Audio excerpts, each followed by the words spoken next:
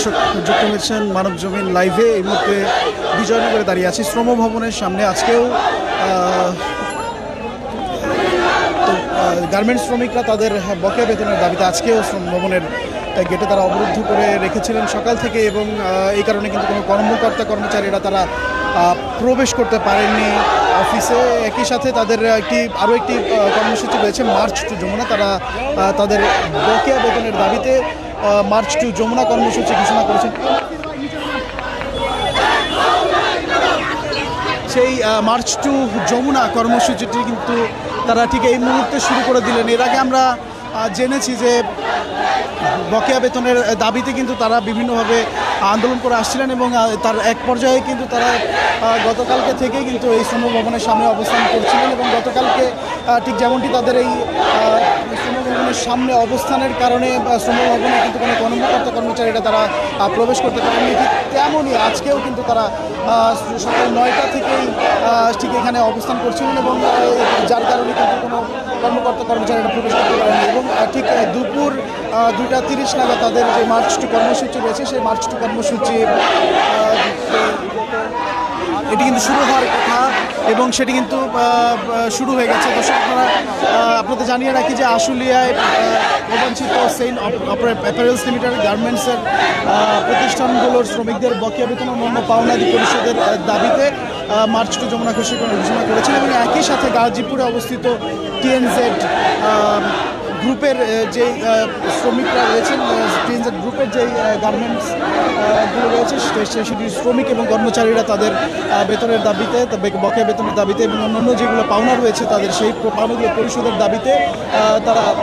একই সাথে কিন্তু মার্চ টু যমুনা কর্মসূচিতে তারা ঠিক এই মুহূর্তে কিন্তু প্রস্তুত হয়েছে।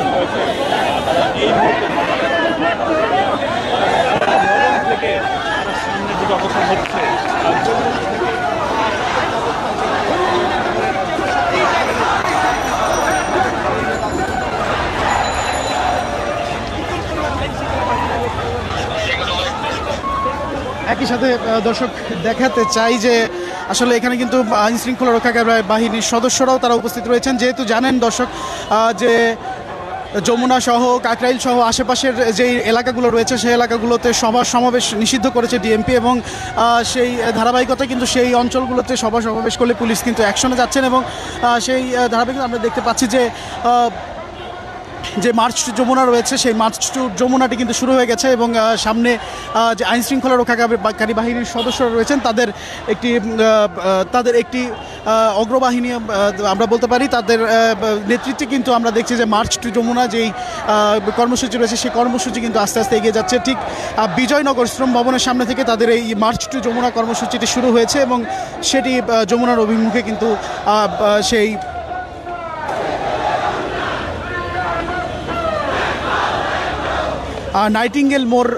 নাইটিঙ্গেল মোড় হয়ে আইডিবি হয়ে তারা সেন্ট ম্যারিজ চার্চ হয়ে তারা যমুনায় কাকরাইল মসজিদের মোড় থেকে তারা যমুনায় প্রবেশের চেষ্টা করবেন বলে ধারণা করা যাচ্ছে।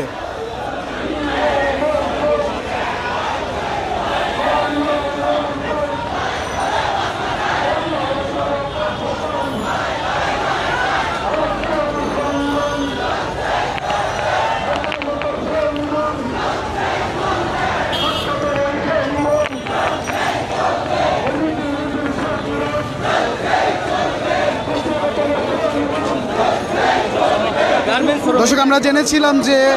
জাতীয় নাগরিক পার্টি এনসিপির পক্ষ থেকে শ্রম উইংয়ের যারা রয়েছেন তারা তাদের সাথে এসেছেন, এবং তারাও তাদের সাথে করে কিন্তু আমরা জানতে পেরেছি যে তারাও তাদের যে আলোচনা হবে সেই আলোচনাতে তারা অংশগ্রহণ করবেন, এমনটি আমরা কিন্তু জেনেছি। দর্শক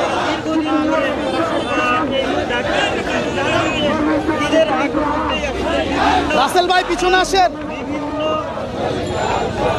প্রতিষ্ঠানের গার্মেন্টস প্রতিষ্ঠানে তারা বেতন দাবি করেন না, বোনাস ঈদের বোনাস আজকে রাখেন, এইসব দাবিতে হয়, দাবি তুলতে হয় বারবার, তবে সে দাবি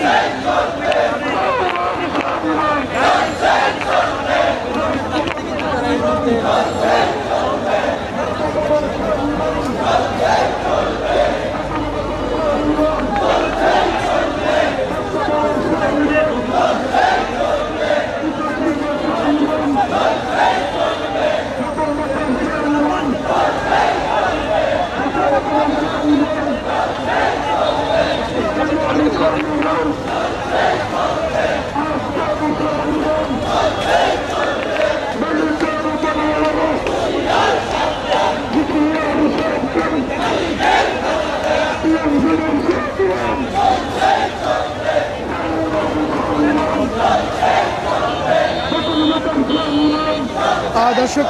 আরও আপনাদেরকে জানাতে চাই যে 1058 জন শ্রমিকের 14 মাসের বকেয়া বেতন 20,86,00,000 টাকা ও ঈদ বোনাস পরিশোধের দাবিতে পুরোপুরি দাবি যে তারা করেছেন সেটি পুরোপুরি দাবি বাস্তবায়ন না হওয়া পর্যন্ত আন্দোলন অব্যাহত থাকবে এমনটি তারা বলেছেন। এদিকে আবার টিএনজেড যারা মার্চ টু যমুনা করছেন, টিএনজেডের শ্রমিক নেতা শহীদুল ইসলাম আমাদেরকে জানিয়েছিলেন যে দুপুর 2:30টায় টিএনজেডের সব শ্রমিক প্রধান উপদেষ্টা বাসভবনের ভূমিকে মার্চ টু যমুনা কর্মসূচি পালন করবে। সেটি কিন্তু এখন এই মুহূর্তে নাইটিঙ্গেল মোড়ে অবস্থান করছে। গত কয়েক মাস ধরেই তাদের বকেয়া বেতনের দাবিতে কিন্তু তারা আন্দোলন করে আসছেন এবং রমজান ঈদের আগের দিন তাদের পাওনা 17 কোটির জায়গায় 3 কোটির দেওয়ার প্রতিশ্রুতি দেন শ্রম সচিব, কিন্তু তাদেরকে আসলে দেওয়া হয়েছিল 2,67,00,000 টাকা। তাই এবার পুরো টাকা আদায় না করা পর্যন্ত তারা তাদের আন্দোলন করে যাবেন এবং চূড়ান্ত আন্দোলনের অংশ হিসেবে তাদের আজকের এই মার্চ টু যমুনা কর্মসূচি।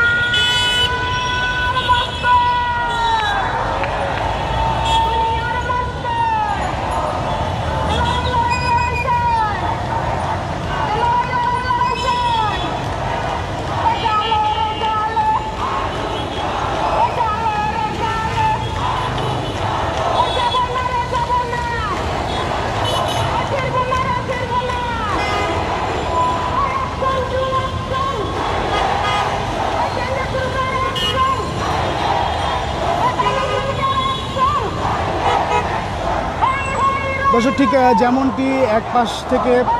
শ্রমিকরা তাদের যে বকেয়া বেতন রয়েছে সেই বকেয়া বেতনটি আদায়ের জন্য তাদের যেই চূড়ান্ত কর্মসূচি হিসেবে আজকের যে মার্চ টু যমুনা তারা ঘোষণা করেছেন সেটি আসলে চলমান রয়েছে এবং একই সাথে আইনশৃঙ্খলা রক্ষাকারী বাহিনীর সদস্যরা কিন্তু চেষ্টা করছেন যে রাস্তায় যানজটের যেই সংকট সেই সংকট যতটা সম্ভব কম করে আসলে তাদের মার্চ টু যমুনা কর্মসূচিটি সামনে এগোতে পারে তেমনটি কিন্তু তারা দেখছেন